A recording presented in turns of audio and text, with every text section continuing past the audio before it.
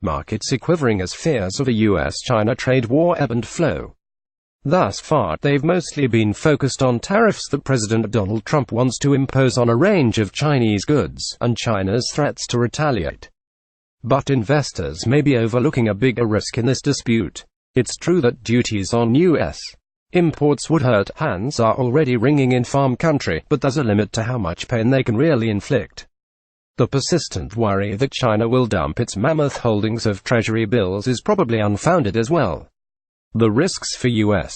firms already operating in China, however, could be significant. Here Beijing can stab at the soft underbelly of a wide range of American companies, from Apple Inc. to General Motors Co. to Starbucks Corp. Although these companies have well-established brands, sizable businesses, and strong connections to Chinese consumers, they could still face serious harm if Beijing wants to turn up the heat on Trump. In some cases, such as automobiles, these companies have been effectively forced to produce locally by China's trade policies. In others, the nature of the business makes it necessary to be close to Chinese consumers. Whatever the reason, tariffs will have a minimal impact on many of these U.S. operations. GM offers a good example. It has imported a mere 150 Camaros from the U.S. into China this year. The rest of the cars it and its partners have sold, more than 986,000 in the first quarter alone, were manufactured on the ground. If China really wanted to pressure a company like GM, it would have to resort to methods other than import barriers.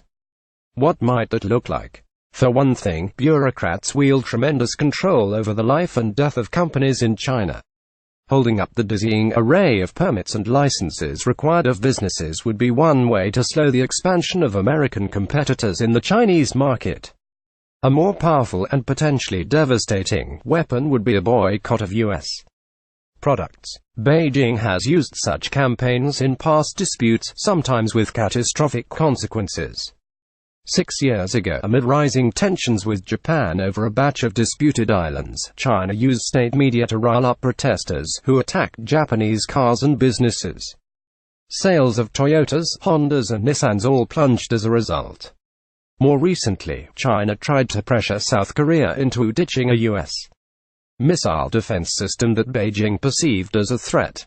It blocked K-pop stars from the mainland. Chinese firms boycotted Korean products, and Korean businesses withered under the strain. In 2015, Hyundai Motor Co.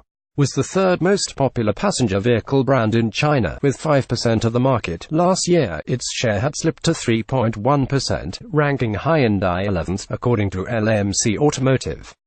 You might argue that pressuring U.S. companies in this manner could backfire.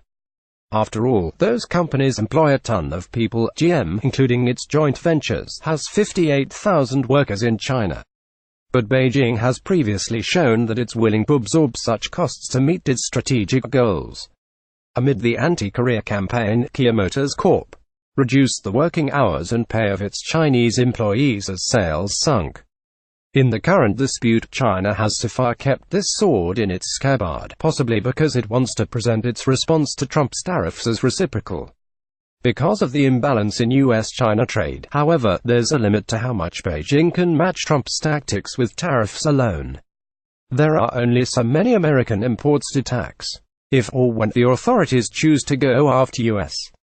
companies in China, they can whip up protests and boycotts at the drop of a Nike cap. The fallout could be significant, and should seriously concern American executives. Imagine what would happen to GM if its sales in China, which represent more than 40% of its total, fell in similar proportion to Toyota's in 2012.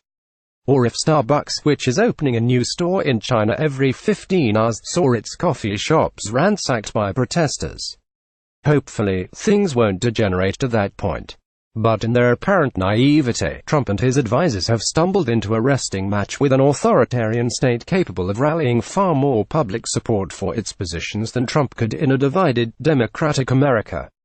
That's what investors should really worry about. This column does not necessarily reflect the opinion of the editorial board of Bloomberg LP and its owners. To contact the author of this story, Michael Schumann at contactschumann@gmail.com. To contact the editor responsible for this story, Timothy Lavin at tlavin1@bloomberg.net.